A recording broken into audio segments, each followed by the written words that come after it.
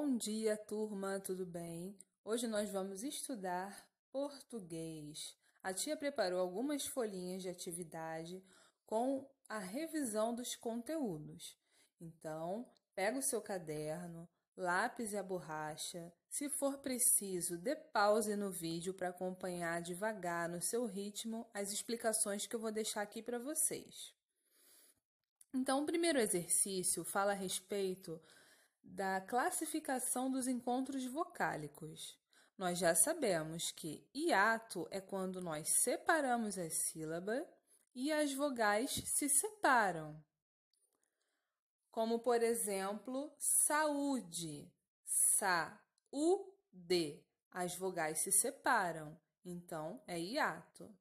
Já no ditongo, é quando nós separamos as sílabas e duas vogais continuam unidas, como, por exemplo, beijo, beijo, é um ditongo. Já o tritongo é quando nós separamos as sílabas e três vogais permanecem unidas, como, por exemplo, Uruguai. No número 2, vocês vão separar as sílabas e classificar em dígrafo ou encontro consonantal. Lembre-se, encontro consonantal, o próprio nome já diz, é um encontro de consoantes. Geralmente são da família, do BR, CR, por exemplo, braço, cravo, Flamengo. Todos esses são encontros consonantais. Percebam aqui os encontros consonantais mais comuns. Já os dígrafos representam um único som, como, por exemplo, chuva, ambulância, osso. Eu vou deixar uma listinha com os dígrafos mais usados para você. Se for preciso, dá pausa no vídeo para você visualizar melhor. No número 3, nós vamos separar as sílabas e classificar as sílabas tônicas em oxítona, paroxítona e proparoxítona. Lembrando que oxítona é quando a última sílaba for a mais forte. Paroxítona é quando a penúltima sílaba for a mais forte. E proparoxítona quando a antepenúltima sílaba for mais forte. Vocês já conhecem essa classificação, só erram às vezes na contagem das sílabas, porque confunde o que é a última sílaba, o que é a antepenúltima. Então, presta atenção nessa tabelinha que eu vou deixar aí para vocês. No número 4, nós vamos anotar qual é o substantivo correspondente desses coletivos que estão aí. Substantivo coletivo é aquele que dá nome ao grupo ou à coleção de determinadas coisas. Por exemplo, multidão é coletivo de pessoas. Aí você vai escrever dos demais, eu não vou dar a resposta. Tá bom? Se você tiver qualquer dúvida, é só me mandar uma mensagem que eu te ajudo, mas se esforce. No número 5, nós vamos classificar os artigos conforme o exemplo. Na própria folhinha, tia deixou uma tabela para vocês. Tá assim, artigos definidos, as, os. E artigos indefinidos, uns, uma ou umas. Só que no exercício da folhinha, eu peço para que, além de você classificar o artigo indefinido ou indefinido, você vai dizer se ele é feminino ou masculino, singular ou plural. Vai classificar ele dessas três formas. Já no número 6, você vai anotar o masculino das palavras. Prestem atenção, eu vou deixar aqui no vídeo algumas dicas dos masculinos e femininos que vocês mais estão errando e por falta de atenção, hein?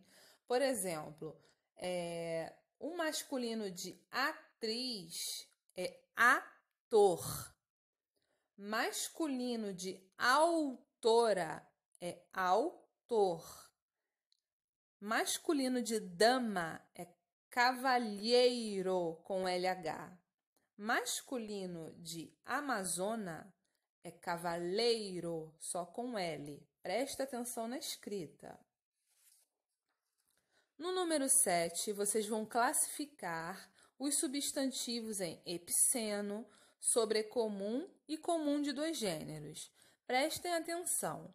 Nós classificamos como comum de dois gêneros quando a diferença do gênero da palavra está no artigo. Por exemplo, a estudante, o estudante. Não houve mudança na palavra, somente no artigo. O mesmo caso é o jornalista, a jornalista, ok?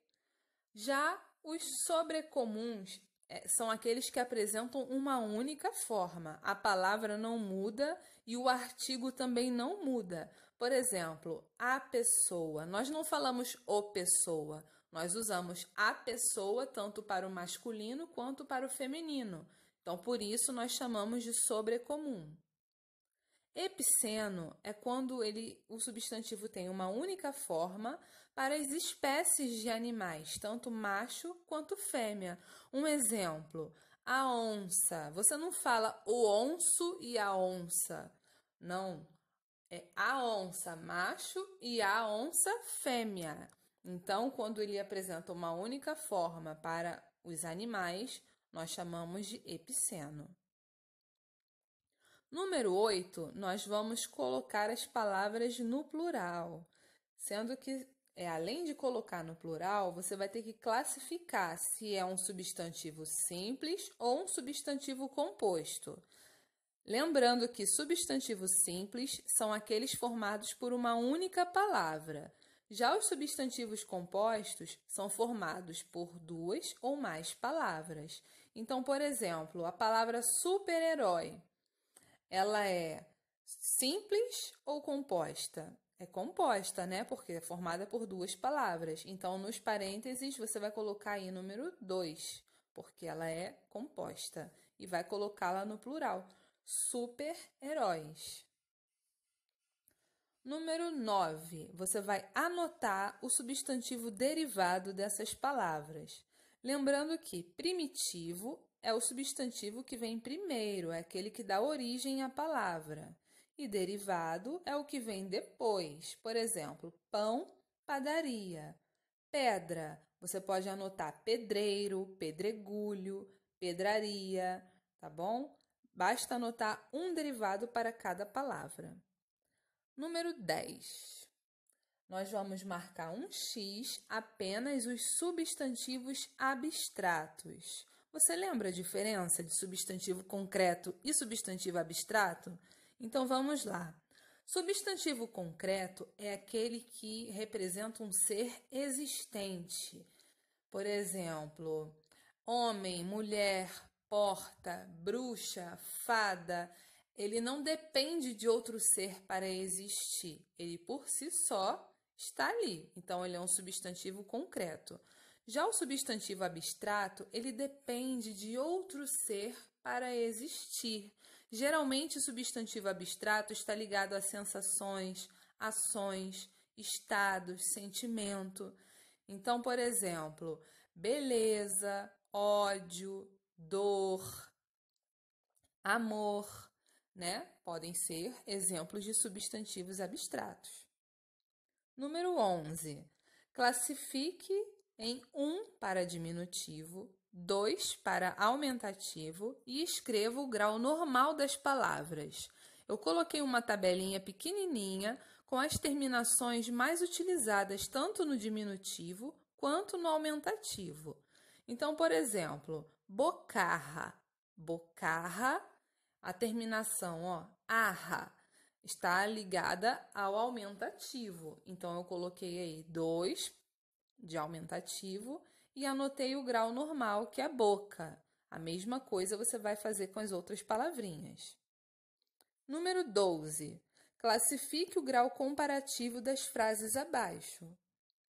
Lembrando que o grau comparativo ele pode ser de igualdade, nós usamos tão quanto, inferioridade, onde nós usamos menos que, e superioridade, onde usamos mais que. Então, é só você ler a frase com atenção e classificar de acordo com o que está sendo pedido aí na sua folhinha. Número 13. Anote o grau normal dos superlativos. Superlativo, a tia já explicou, é um aumentativo exagerado da palavra, é o grau máximo que uma palavra pode atingir. Então, por exemplo, tristíssimo está se referindo a qual palavra? É uma pessoa muito triste, não é? Então, tristíssimo, o grau normal é triste. Nas outras palavras, você vai fazer a mesma coisa. Amicíssimo significa muito amigo. Então, amicíssimo, o grau normal é amigo. Aí você vai anotar aí na sua atividade. A partir do número 14, nós vamos estudar sobre os verbos. Então, vamos relembrar um pouquinho? Verbos são palavras que indicam ação, estado ou fenômeno da natureza. Eles têm 3 conjugações. Primeira conjugação, quando o verbo termina em ar. Segunda conjugação, quando o verbo termina em er. Terceira conjugação, quando o verbo termina em ir.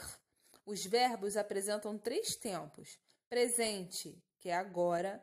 Pretérito, que foi ontem. E futuro, que será amanhã. Os verbos também possuem modos diferentes.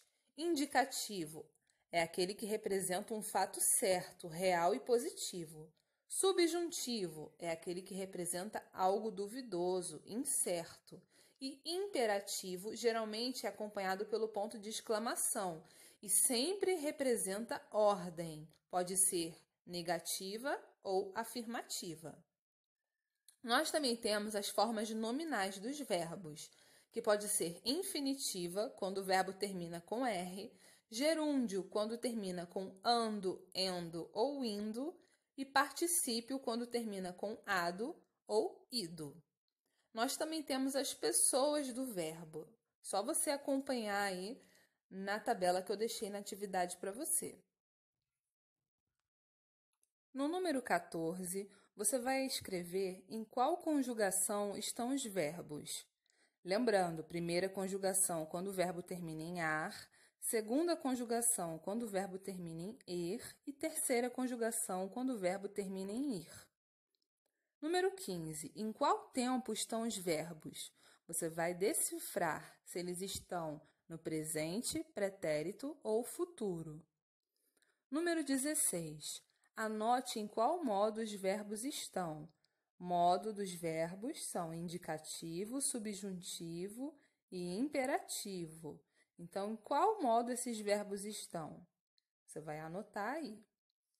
Número 17. Escreva se os verbos estão no gerúndio, particípio ou infinitivo. Para isso, é só você observar a terminação do verbo conforme a tabelinha que eu deixei aí ao lado.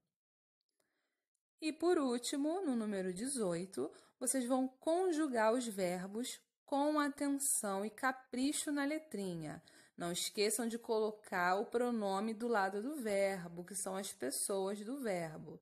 Então, na letra A, você vai conjugar o verbo fechar no presente. Letra B, escrever no pretérito. E na letra C, sentir no futuro. Essa foi a nossa aula de português com a revisão dos estudos. Se você tiver qualquer dúvida, entre em contato comigo, me mande uma mensagem ou pede para a mamãe para ligar lá na secretaria que eu tenho todo o prazer de explicar para vocês, novamente tirar todas as suas dúvidas. Um grande beijo, estou com muita saudade de vocês, espero vê-los em breve.